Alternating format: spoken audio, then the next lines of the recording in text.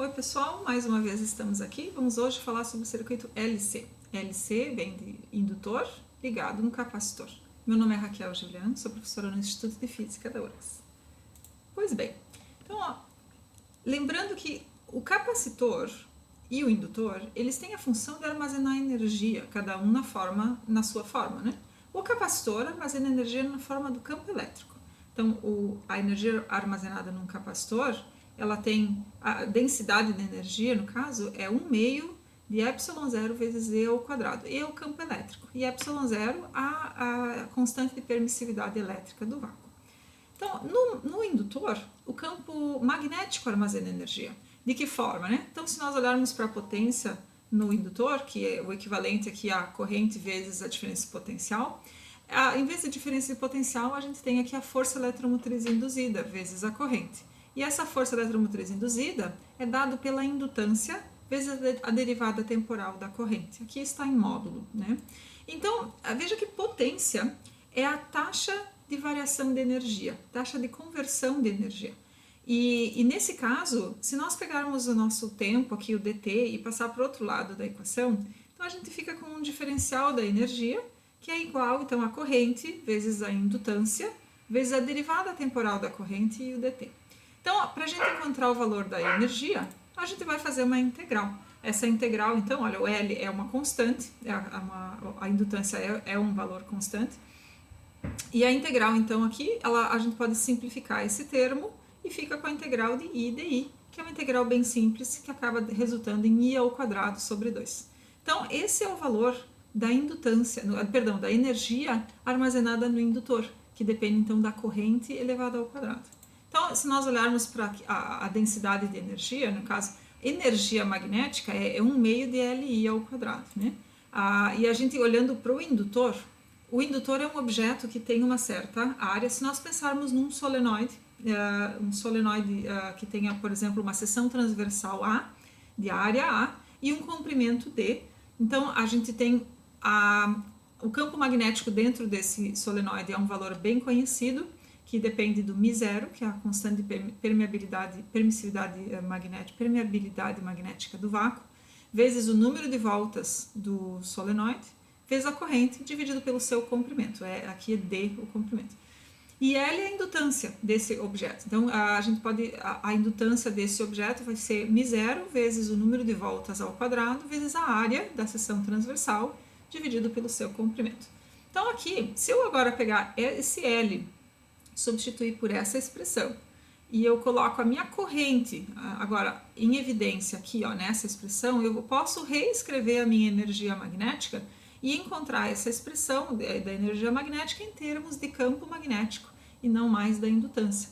Então, eu fico então que a energia magnética vai ser 1 sobre 2 μ0 vezes o campo magnético ao quadrado, vezes o comprimento, vezes a área. Então, veja, área e comprimento multiplicados um pelo outro é a mesma coisa que o volume desse objeto, o volume dentro desse objeto.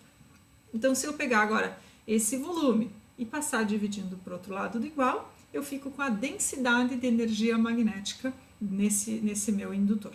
Agora eu posso escrever essa densidade de energia magnética juntamente com a densidade de energia elétrica, né? Fica mais fácil de comparar. Então veja, a densidade de energia magnética num indutor tem uma expressão que é 1 sobre 2 μ0 vezes B ao quadrado. Enquanto que a densidade de energia elétrica no capacitor tem a expressão 1 meio de ε0E ao quadrado. E aqui é o campo elétrico do capacitor. Quando eu ligar um indutor num capacitor, claro que eu preciso colocar um dos dois objetos com energia no circuito, né? Para a gente ter um valor de energia diferente de zero. Mas eu posso ligar um no outro, e então a energia total do circuito vai ser sempre a mesma, e ela vai oscilar entre um e o outro objeto, ora na forma de campo magnético, ora na forma de campo elétrico. Então, isso é um circuito que conserva energia. Na vida real ele não é possível, a gente sempre tem perdas, mas aqui na teoria a gente consegue imaginá-lo, né? Então, vamos olhar para esse sistema usando um simulador. A gente pode usar o simulador FET para circuitos e construir um circuito como esse. Então, aqui eu já fiz eu já preparei o material, né, para para fazer um pouco mais rápido. E eu montei de tal forma que, olha, o meu capacitor nesse momento ele está descarregado e o meu indutor aqui não tem nenhuma corrente. Eu coloquei algumas chaves no meu circuito para poder permitir abrir, fechar, permitir passagem de corrente ou não em momentos que eu desejo, né? Então, olha só, eu botei aqui um resistor para não pegar fogo no circuito e aqui tem as minhas baterias, né? Se eu fechar essa chave, ó, então eu vou disparar aqui para o play. Quando eu fecho essa chave, opa, essa daqui, eu faço passar a corrente, então, aqui nessa parte do circuito e eu consigo carregar o meu capacitor. Então, ao carregar o capacitor, eu faço ter, então, uma energia elétrica armazenada aqui dentro na forma de campo elétrico, né? Eu coloquei aqui um gráfico de tensão entre as placas, porque aí a gente consegue ver, ó, ela está chegando num valor constante, daqui a pouco ela vai estabilizar, e aí ó, quando eu tenho a minha carga máxima, né? Está demorando um pouquinho aqui, porque eu coloquei uma capacitância um pouco alta. Ok, então nesse momento aqui eu já tenho a minha carga máxima no meu capacitor, eu vou abrir essa chave. O capacitor continua carregado, a carga não foi para lugar nenhum, está indo ali. Agora, essa carga que está gerando um campo elétrico aqui dentro, eu vou fechar essa chave e olha o que vai acontecer. No momento que eu fecho a chave, antes eu tinha puramente campo elétrico, né? E no momento que eu fecho a chave, eu começo a ter uma corrente no meu circuito. E a corrente faz surgir um campo magnético aqui na minha bobina, que é o meu solenoide. Quando eu tenho campo magnético aqui, eu tenho energia magnética no indutor. Então, eu tenho um oscilador. Ora a energia está armazenada no campo elétrico do capacitor, ora a energia está armazenada no campo magnético do indutor. E esse é um oscilador harmônico perfeito, né? Ele não tem perdas. Isso vai ficar aqui eternamente, se eu deixar, né? Claro que essa situação não existe na vida real, mas na simulação aqui ela é bem possível. Interessante, ó, eu vou dar um pause, deixa eu esperar só um momento estratégico aqui, ó. Eu dei um pause aqui na nossa simulação e agora a gente pode olhar esses gráficos. O gráfico da tensão no capacitor, ele está me mostrando que a carga nesse momento aqui, ó, a tensão no capacitor é praticamente zero. Apesar de que aqui aparecem algumas coisinhas, o valor da tensão entre as placas está bem próximo de zero, tá? E nesse mesmo momento eu tenho a maior corrente no meu circuito, certo? Então, é bem como nós esperávamos. Depois, quando o tempo vai passando, vai chegar um ponto em que eu tenho a maior tensão entre as placas, que, digamos, é próximo desse valor, e aqui, claro, não parei no momento certo, mas é quando eu tenho a menor corrente no circuito. E assim por diante. Então, vamos olhar agora para esse circuito de forma mais conceitual. Então, a gente, olhando assim, fica um pouco... É lúdico, né? Dá para enxergar as coisas, mas a parte mais importante mesmo são as nossas equações aqui. Então vamos fazer um esquemático desse mesmo circuito. A gente tem aqui o capacitor ligado no indutor e eu vou colocar o meu capacitor aqui já com carga. Então ele tem uma energia armazenada nele para poder oscilar nesse circuito.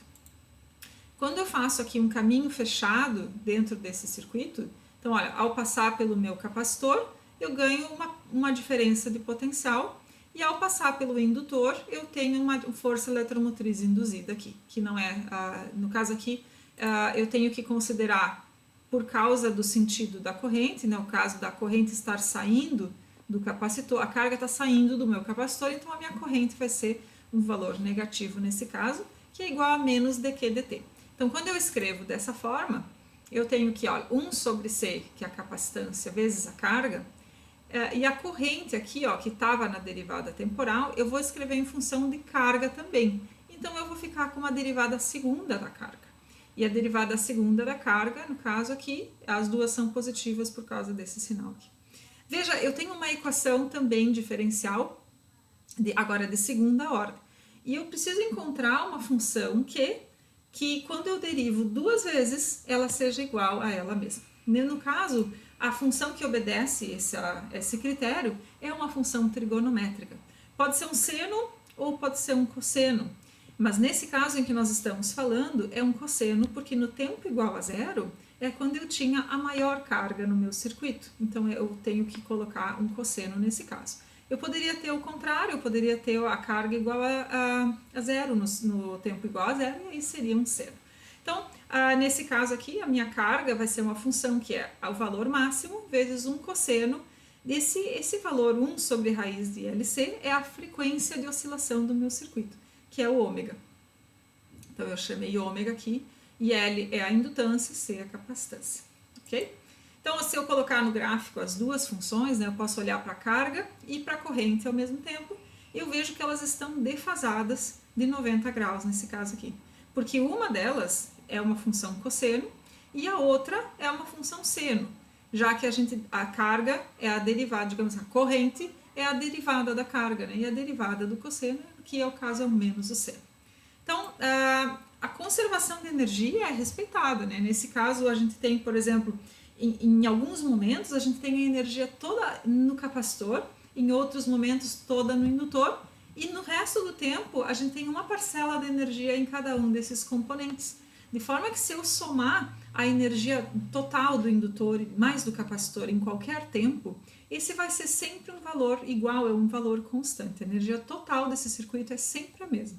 E a corrente eu posso encontrar o valor máximo dela através dessa expressão, que é a carga dividido pela raiz de L vezes C, certo? Então, é como se eu tivesse, por exemplo, um oscilador. Eu botei aqui um balanço, né? É a mesma coisa, só que aqui nós estamos falando então de outro tipo de energia, que seria a energia potencial gravitacional e a energia cinética. Então, se a gente comparar dessa forma, quando a menina está no ponto máximo do balanço, na altura máxima, ela tem energia potencial máxima. E ao descer, ela vai convertendo essa energia em energia cinética, e vai ter momentos em que ela vai ter puramente energia cinética. Vai ser quando ela tem a maior velocidade e ela tem nenhuma energia potencial.